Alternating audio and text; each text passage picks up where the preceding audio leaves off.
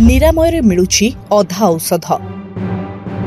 Capital hospital रे औषध पाई रोगी हिनस्ता।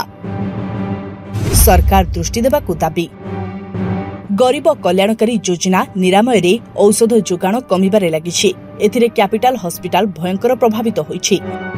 एठारे अनेक जरूरी औषध सरीगलाणी। औषध आसुनथिबारु प्रत्येक दिन रोगी फेरुछंती। केवल फेरुनाहांती बरं बाहर किणी खर्चांत हेउछंती। प्राय मासे हेब एभली स्थिति जारी रहिछि। कैपिटल हॉस्पिटल उपरे भुवनेश्वर समेत उपकंठ और पड़ोशी जिल्लारू रोगींकर लंबा धाड़ी लागुछि।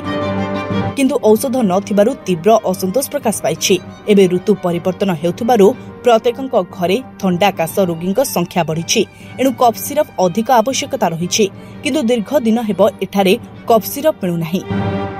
केवल कफ सिरप नुहे बरं 20-30% जरूरी औषध आउ उपलब्ध हेउ नाही। डाक्टर लिखुछंती किंतु निरामय रे मिलु नाही। काहेकि जोगाण बंद होईछि से नै काहा पाखरे खबर नाही। कैपिटल हॉस्पिटल कर्तृपक्ष राज्य औषध निगम को चिठा दिया जाउछि, हेले औषध आसु नाही।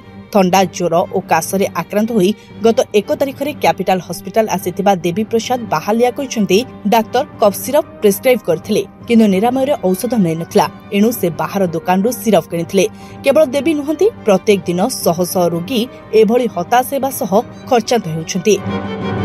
एने अधिक खोलताड़ करिबारु जणा पड़िथिला जे कैपिटल हॉस्पिटल को एबे 20-30% औषध जोगाण बंद होई गलानी।